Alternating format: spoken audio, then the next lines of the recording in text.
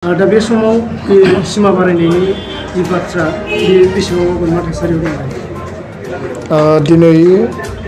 धेमाजि जिल्लानि नैबे सिमेन्ट सापरियाव थानाय एबसुनि जि मावखुलि बे मावखुलियाव धेमाजि जिल्ला दुलाराय बर' फरायसा आफादजों लोगोसे जोंनि दखरा मोनद' दखरा दङ बिथांमोनखौ लानानै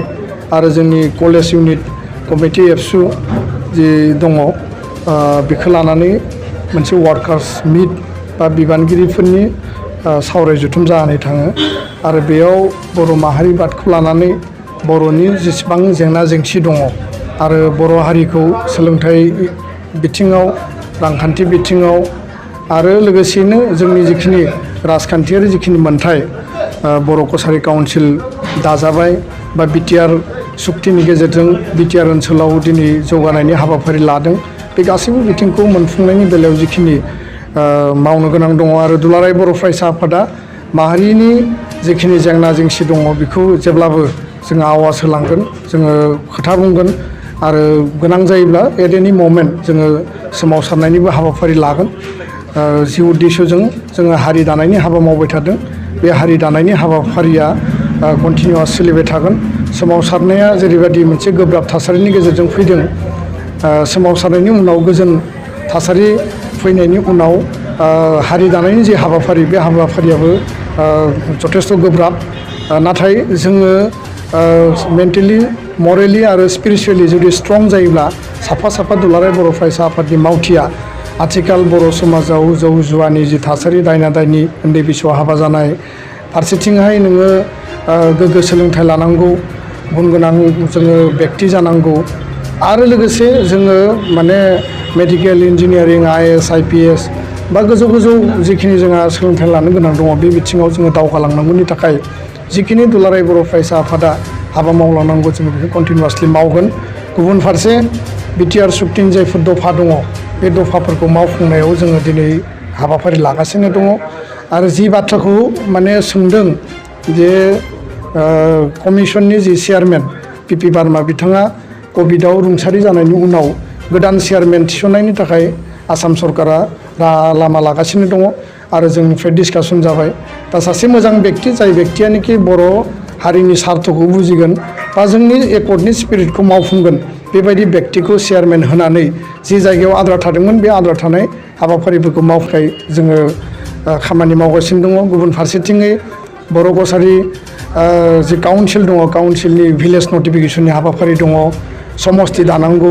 बे बाथ्राफोरखौ लानानै काउन्सिलनि चिफ डेपुटि चिफ इएम लोगोसे इउबिपिअ जि आफाद दङ दुलाराय बर' फरायसा आफादजों सावरायबाय थादों जाहाथे गासैबो जिल्लाखौ माने लानानै मोजां मोनसे माने क्लियारहै समस्तिफोरखौ जों दानानै लानो हायो आरो बिनि गेजेरजों जोंनि राजखान्थि अधिकारा रोखा जायो जों बेखौ नायदों आसाम पुलिस जि माने रिक्रुटमेन्ट बेयाव बर'नि जि माने आनजाद लिरनो मोननाय बेखौ बिटिआरनि मोनब्रै डिस्ट्रिक्टआवल' सार्कुलेसनाव दिहुनदों आरो बेखौ लानानै दुलाराय बर' फरायसा आफादा आथिखालनि डिजिपि भास्कर ज्योति महन्त नैबे रिक्रुटमेन्ट बर्डनि जि चेयारमेन आसाम पुलिस रिक्रुटमेन्ट बर्डनि बिथांजों जोङो लेटार होदों आरो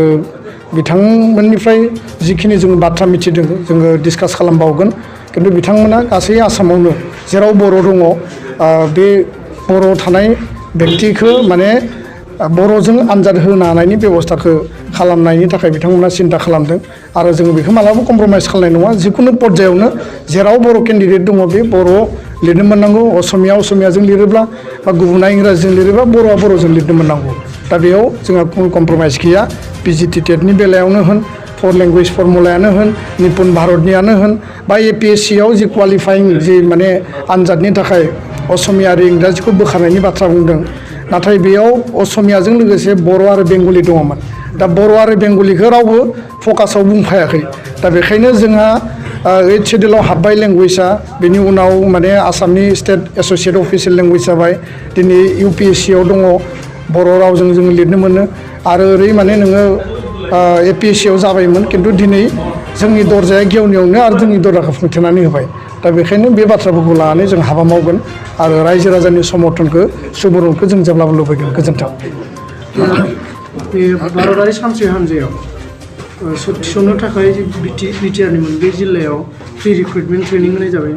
नाथाय बिटिआरनि बायरायाव बे ट्रेनिंखौ होनाय जायो बेखौ माब्ला लानाय जायो बिटिआरनि बायजोआव नो जा बा बर' कछारियावनो जा बेजों बाथ्रा गैया सारा आसामावनो जेराव माने प्रि रिक्रुटमेन्ट ट्रेनिं सेन्टार नि गेजेरजों प्रि रिक्रुटमेन्ट रेलि माने पारामिलिटारि आसाम पुलिस आरो डिफेन्सआव बिसोरो माने कम्पिट खालामनो थाखाय बा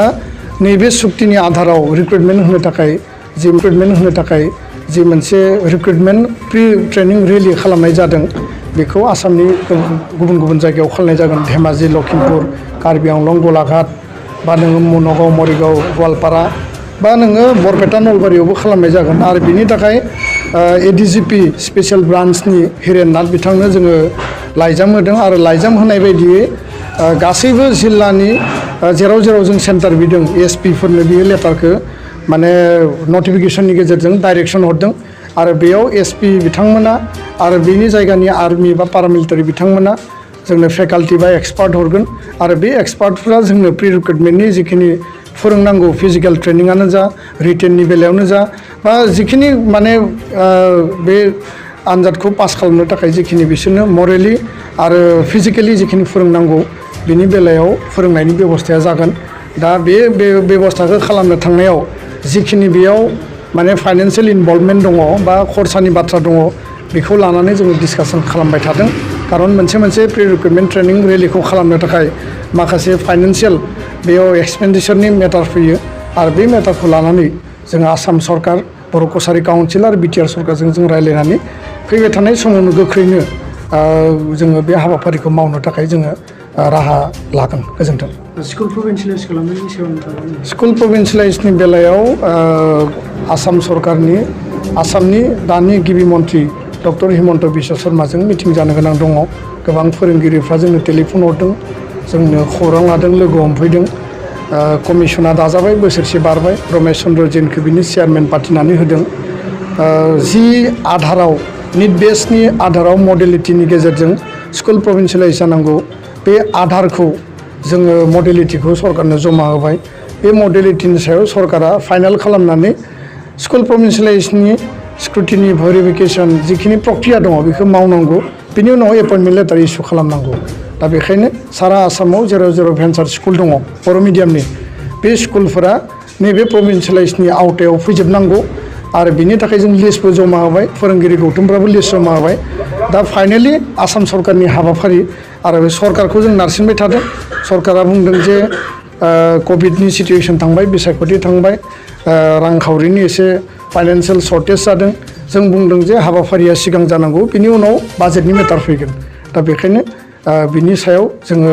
सरकारखौ आरोबाव नारसिनबावगोन आरो चिफ मिनिस्टारा जोंनो खोथा होदों एबसु आरो बर' थुनलाइ आफादजों गोख्रैनो रायज्लायनानै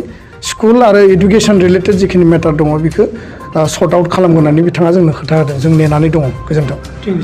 farming and research centre private limited बेयाव रासायनारि हासार बाहायालासे मिथिंगायारि हासारल' बाहायनानै मैगं थाइगंफोर दिहुननाय जायो जेरै आलु लाव फान्थाव जोगोनार कफि सबायबिमा थाइबें आरो गोथां मैगं लाइ लाफा मुला दुन्दिया बायदि गासै बोथोरनि अर्गेनिक मैगं थाइगंखौ मोननो हायो बे अर्गेनिक मैगं थाइगंखौ क'क्राझार नोगोरनि सुबुंफोरा खुदमतलायाव थानाय गलापी टेन्ट हाउसनि साखाथिनिफ्राय मोननो हागोन नोंथांमोना बिगोमाजों फोनांजाबलानो थाखाय 8638399746 जानबुं नाम्बाराव कल खालामनो हागोन।